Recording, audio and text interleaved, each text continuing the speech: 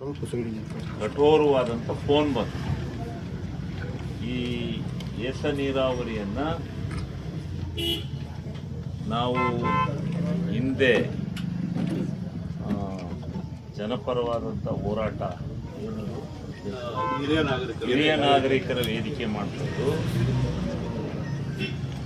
ಒಂದು ಸತ್ಮಂಗಲ ಕೆರೆ ಜೀವಂತವಾಗಿರಬೇಕು ಮತ್ತು ಚನ್ನಪಟ್ಟಣ ಕೆರೆಗೆ ಉಳಿದಿರ್ತಕ್ಕಂಥ ಕೆರೆಗೆ ಈ ಎರಡೂ ಕೆರೆಗಳಿಗೆ ನೀರನ್ನು ತುಂಬಿಸ್ತಕ್ಕಂಥ ಒಂದು ಯೋಜನೆಗೆ ನಾವು ಹೋರಾಟ ಮಾಡಿ ಅದನ್ನು ಮಂಜೂರು ಮಾಡಿಸಿದ್ದು. ಸುಮಾರು 7-8 ವರ್ಷದಿಂದ ಆ ನೀರನ್ನು ಆ ಕೆರೆಗಳಿಗೆ ತರಲಿಕ್ಕೆ ಸಾಧ್ಯ ಆಗದೇ ಇರತಕ್ಕಂಥ ಸಂದರ್ಭ ಬಂದಿದೆ. ಇದನ್ನು ಏನಾದರೂ ಮಾಡಿ ಈ ಸಾರಿಲಾದ್ರೂ ಹೆಚ್ಚಿ ತುಂಬಿದೆ. ನೀರು ಹಿಂದಿನ ಕೆರೆ ಏತ ನೀರಾವರಿಗೆ ಬಂದು ತಲುಪಿದೆ.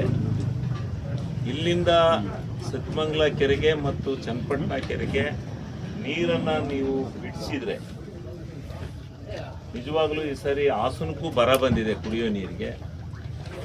ಈ ಕೆರೆಗಳು ಎರಡು ತುಂಬಿದರೆ ಹಾಸನ ನಗರ ನೆಮ್ಮದಿಯಾಗಿ ಆ ಭಾಗದಲ್ಲಿ ಬೋರ್ವೆಲ್ಗಳು ಓಡಲಿಕ್ಕೆ ಸಾಧ್ಯ ಆಗುತ್ತೆ.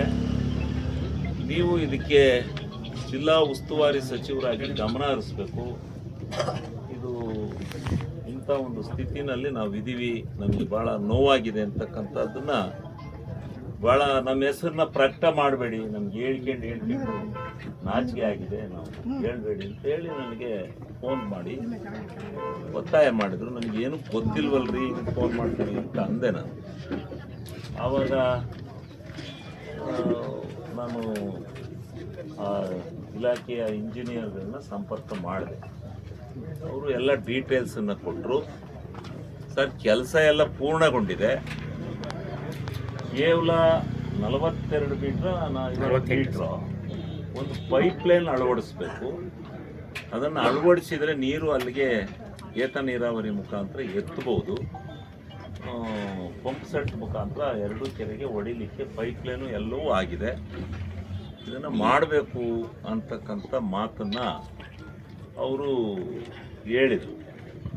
ಅದಕ್ಕೆ ನಾನು ಅವ್ರಿಗೆ ಮತ್ತೆ ಹಿಂಗಾಗಿದೆಯಂತ್ರಿ, ಇನ್ನು ಆಗುತ್ತೆ ಸರ್. ಇಲ್ಲ ಸರ್, ಅದು ಇವ್ರು ಕೊಡೋಕ್ಕಾಗಲ್ಲ, ಅವ್ರು ಬಂದು ಪೈಪ್ಲೈನ್ ತೆಗೆದು ಕೊಡಲ್ಲ, ಇದಾಗಲ್ಲ ಸರ್, ಇದು ಭಾಳ ದಿವಸದಿಂದ ನಾವು ನೋಡ್ತಾ ಇದ್ದೀವಿ ಅಂತೇಳಿ ಅವರು ಹೇಳಿದರು.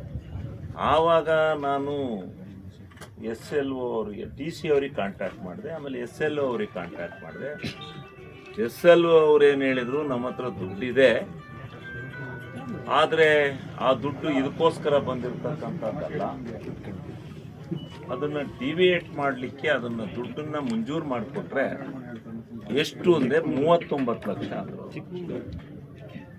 ಆ ಕೂಡಲೇ ನಾನು MD ಅವರಿಗೆ ಮಾತಾಡಿ ಆ 39 ಲಕ್ಷ ರೂಪಾಯಿನ ಬಿಡುಗಡೆ ಮಾಡಿ ಇವರು ಆ ರೈತರಿಗೆ DDನ ತಗೊಂಡು ಬರಬೇಕು, ಇಲ್ಲಿ ಅವ್ರಿಗೆ ಕೈಗೆ ಹಸ್ತಾಂತರ ಮಾಡಬೇಕು.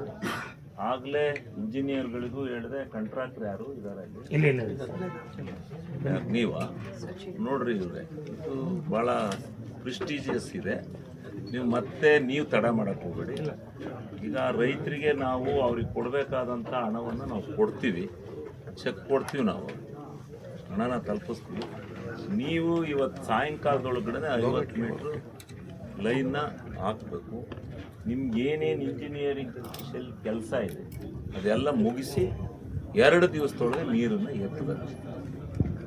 ಗೊತ್ತಾಯ್ತಾ? ಸುಮ್ಮನೆ ಇವರು ಬಂದು ಏನೋ ಇಲ್ಲಿ ಮಾಡೋದ್ರಪ್ಪ ಅನ್ನೋ ಕೆಟ್ಟ ಹೆಸರು ಬರೋದು ಬೇಡ. ನಾವು ಶಾಸಕರು ಇಬ್ಬರು ಬಂದಿದ್ದೀವಿ, ನಮ್ಮ ಮುಖಂಡರುಗಳು, ಈ ಭಾಗದ ಎಲ್ಲ ರೈತರು ಬಂದಿದ್ದಾರೆ. ಇವು ಇಂಥವು ಆಗಬೇಕು. ಯಾಕೆ ನಾನು ಈ ಮಾತನ್ನು ಇಷ್ಟು ಸೀರಿಯಸ್ ಆಗಿ ತಗೊಂಡೆ ಅಂದರೆ, ಎತ್ತಿನೊಳೆ ತಗೊಬಂದು 24,000 ಕೋಟಿ ದುಡ್ಡು ಖರ್ಚು ಮಾಡಿ 3 ವರ್ಷ ಆಯಿತು. ಮುಖ್ಯಮಂತ್ರಿಗಳು, ಉಪಮುಖ್ಯಮಂತ್ರಿಗಳು ಎಲ್ಲ ಬಂದು ಉದ್ಘಾಟನೆ ಮಾಡಿ, ಆದರೆ ಕೇವಲ ಒಂದು 1,500 ಮೀಟ್ರು ಪೈಪ್ ಇದಕ್ಕೆ ಅವ್ರ ಜಮೀನಲ್ಲ, ಅದು ಇವ್ರದಾದ್ರೂ ಸ್ವಂತ ಜಮೀನು, ಅವ್ರ ಜಮೀನೇ ಅಲ್ಲ, ಸರ್ಕಾರಿ ಇದು ಅಲ್ಲ ಗೋಮಾಳು ಅಲ್ಲ ರೀ, ಅರಣ್ಯ. ಆ ಅರಣ್ಯಕ್ಕೆ ಪರಿಹಾರ ಕೊಡಬೇಕು ಅಂತ ಬಂಡ್ ಬಿದ್ದು ಕೂತ್ಕೊಂಡ್ರು. ಅದಕ್ಕೆ ಹೋಗಿ ಆಯ್ತು ದಯಾಮಯ ಅಂತ ಹೇಳಿ 28 ಕೋಟಿ ರೂಪಾಯಿ ದುಡ್ಡನ್ನ ಮಂಜೂರು ಮಾಡಿಸಿ ಇವತ್ತು SLO ಅಕೌಂಟಲ್ಲಿ ಇಟ್ಟಿದ್ದೀವಿ. ಆ ದುಡ್ಡನ್ನ ತಗೊಂಡು ಜಮೀನು ಬಿಟ್ಕೊಡಿ ಅಂತಂದ್ರೆ 3 ವರ್ಷದಿಂದ ಹೋಗಿ ಬಲ್ಲಾಳ್ ಸಮುದ್ರ ಸೇರ್ತಾ ಇದ್ದೀವಿ.